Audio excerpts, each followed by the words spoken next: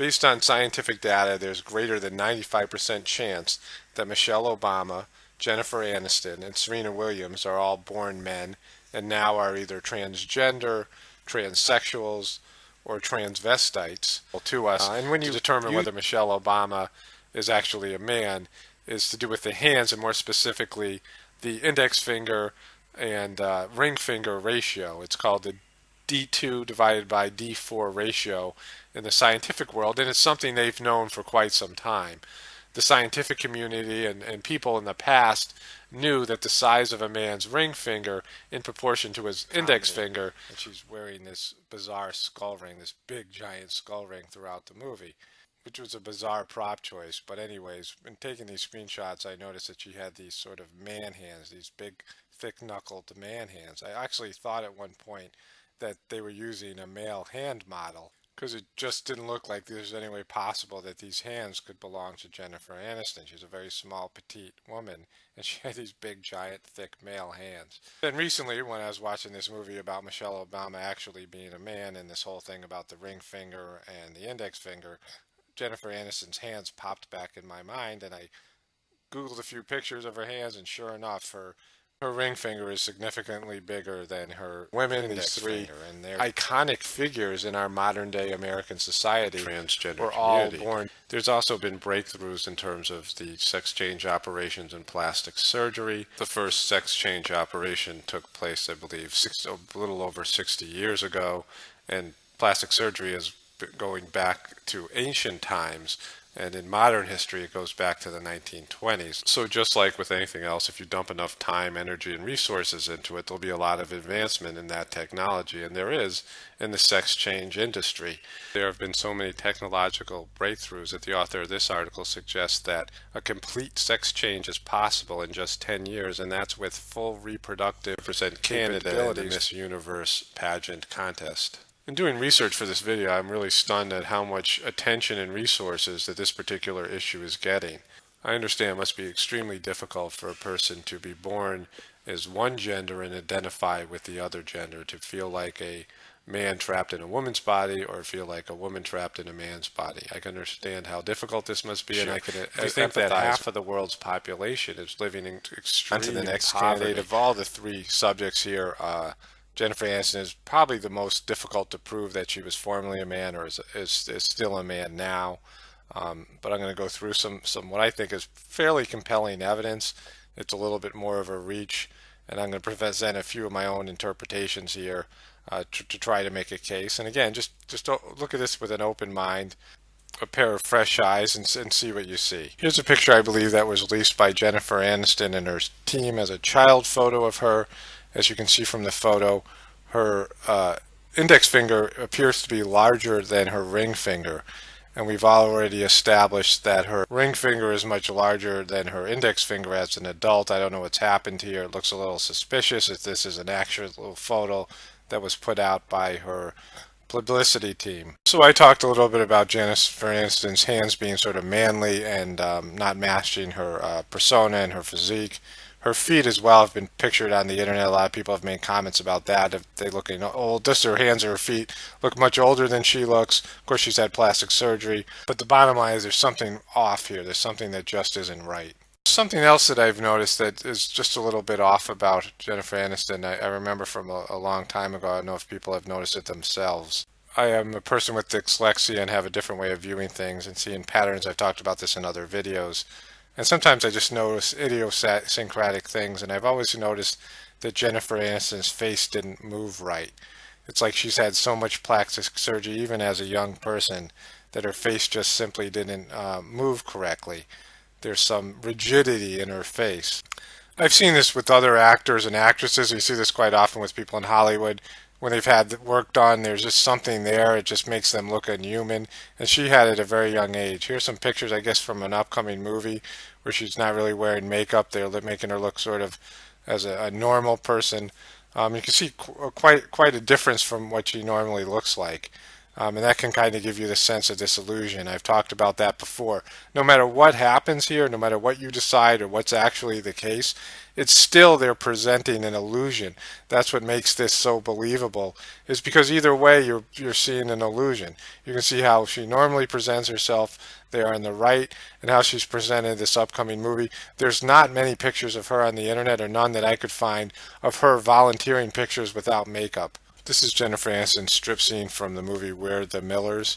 Like I said before, you don't see many of the subjects in this video posing head on to the camera. This is a rare shot. At first glance, you might say she looks very much like a woman in this picture, but if you look a little closer, you'll see that she has that V shape, that sort of angular shape with very broad shoulders. She has very broad shoulders, even though you wouldn't think so. She covers her shoulders up very much with her hair. Her legs are parted slightly, giving the illusion that her hips are wider than they are, and there's no real curvature of the waist. You can see that a little better here in this photo. She's walking on the beach. This is not a photo she posed for. This must be a paparazzi or a random person type picture. But again, there's not much curves there. Very, very broad shoulders. The V shape. Her shoulders are much wider than her hips. Again, very much looking like a man type body. Not as muscular as Serena Williams, of course. She's not an athlete. She doesn't work out like that. She's not trying to build muscle mass. But in terms of his or her bone structure, he or she looks very much like a man. Here she's pictured next to a woman who's about the same size, wearing similar clothing. You can see there's much more curvature in the woman's hourglass figure. She has much smaller shoulders. Her shoulders are not nearly as broad as Jennifer Aniston's. Now, it's not as drastic a comparison as we saw with Serena Williams, but you can see if you look really closely, Jennifer Aniston's shoulders are quite broad and her hips are quite narrow, indicating a male-type body. So you can see from this comparison, Jennifer Aniston looks very much like a man. Here are a few more pictures. Here she is. Looks a lot more masculine than most of her photos on the internet. Most of the photos on the internet, she is smiling, about 80%, I would say. Her hair is covering up much of her face and her shoulders. Here you see, looking much more like a boy. Again, a few more pictures here. Sort of a similar look to what Serena Williams has, almost like she or she just worked out. Has very broad shoulders, a very boy-like body. Again, there's not much of an hourglass figure here. Not much of an hourglass figure in this photo as well. Someone who is sort of a beauty queen, someone that people think is voluptuous, very much has a boy-like figure, looks very much like a boy in this picture. I found this photo, an article, a little bit interesting. Here's Jennifer Aniston going to high school with Chaz Bono, formerly Chastity Bono, the the daughter of Cher and Sonny Bono, who had a sex change and now has become a man. And I found it very interesting that they're in high school together, and Jennifer Aniston has this other kind of, she's got all these other evidence that she might be a transgender person as well. And here's Jennifer next to the man from Canada who became a transgender person and tried to compete for the Miss World competition. And again, very similar, almost identical type bodies here. If you look at them, if you swapped faces, you might not be able to tell the difference. So you can evaluate this for yourself. It's a little bit of a harder case to make, but I think you can see that there is the bone structure of a man here with Jennifer Aniston. And keep in mind, she has the longer ring finger and these man hands that would indicate that in 96% of the cases she would be a man. An extended ring finger. Not a ring finger that's a little bit bigger than her index finger, but a ring finger that's substantially bigger than her index finger, indicating a presence of a great deal of testosterone at a time when her body was turning into whatever gender it was supposed to be at the time. When the finger bones are growing and the testosterone or estrogen is affecting the growth of the index or the ring finger, the body is turning into a little boy or little girl. So this indicates that there was a great deal of testosterone present when that was happening. Basically some sort of conspiracy to get black comedians, to get black actors in dresses, to maybe effeminize the black males, the prominent black males in the entertainment industry, and some athletes, I guess, as well. And been a bunch of videos about this. I've actually watched a couple of videos about this, some really well done videos documenting the amount of famous A-list black athletes and actors and famous black people who have been effeminized. So I basically believed that this was an actual conspiracy and it was just another way of demeaning the African American population here, which there's a lot of evidence that that actually happens. But now, after today, I believe that it isn't just about black men and effeminizing black men, because there is a ton of evidence that this also has to do with white male celebrities, white A-list male celebrities. It started when I remembered that the A-list actor Tom Hanks, the famous actor Tom Hanks, was in a show called Bosom Buddies, where he basically had to dress up as a woman because he was living in a woman's apartment building or a sorority or something. I think that show was on for about a year. I remember the movies Tootsie and Mrs. Doubtfire and various times that I've seen white male actors being dressed up as women and for various roles on skits on Saturday Night Live and in movies and TV shows. This is also a reoccurring theme.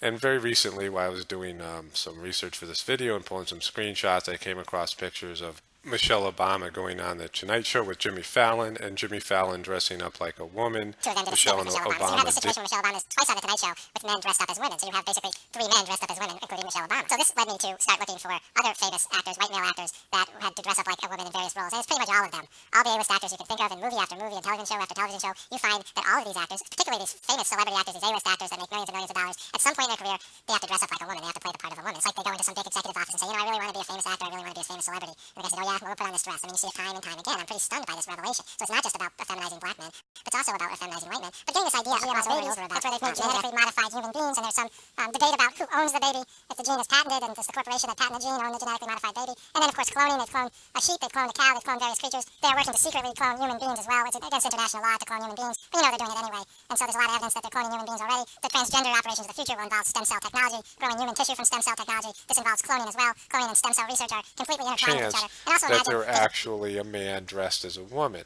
It also matters how much bigger the ring finger is than the index finger, and you can see with these three celebrities, these three famous people, the ring finger is substantially bigger. When Zhang and Cohn blocked testosterone receptors, they got a female digit ratio, Manning said. When they added testosterone, they got super male ratios. And when they added estrogen, super female ratios. And they've provided us with a list of 19 genes that are sensitive to prenatal testosterone. Is the ring finger. It was an indication of the male's testosterone level, that he was going to have a high fertility rate. Men with much longer ring fingers and index fingers had a lot of testosterone. They had a lot of testosterone. But since I've came across this phenomenon, I've been asking people to show me their hands, and I've looked around, and you just won't see a woman with a very large ring finger, so much larger than her index finger that it would be noticeable in pictures, like we see in the case of Michelle Obama, Jennifer Aniston, and Serena Williams. But let's just say that they are the three. His broad shoulders could fit three of his own heads on them. Person can fit three heads on their very wide shoulders, and that would be a pretty good indication that they are in fact men. I want to go through each one of these cases and present some more evidence. We've gotten a little bit crazy, and we've gotten a little bit sort of distorted. As a species, we're very lost, and a lot of that comes from what I said before about we have the ability to lie, and we exercise that ability pretty much all the time. So we're always saturated by lies, and we often don't know what to believe. But we also have a higher ability. We have a connection to the divinity within us. We have connection to nature. We have higher level consciousness, and we could discern the truth. And that's pretty much what we always have to do now, because we have been bombarded by disinformation and faulty ways of viewing the world. We have been indoctrinated, and we have been given a faulty skill set on how to evaluate what's around us. We've been taught to believe lies. We've been taught to believe disinformation. And this is why they can get away with having the First Lady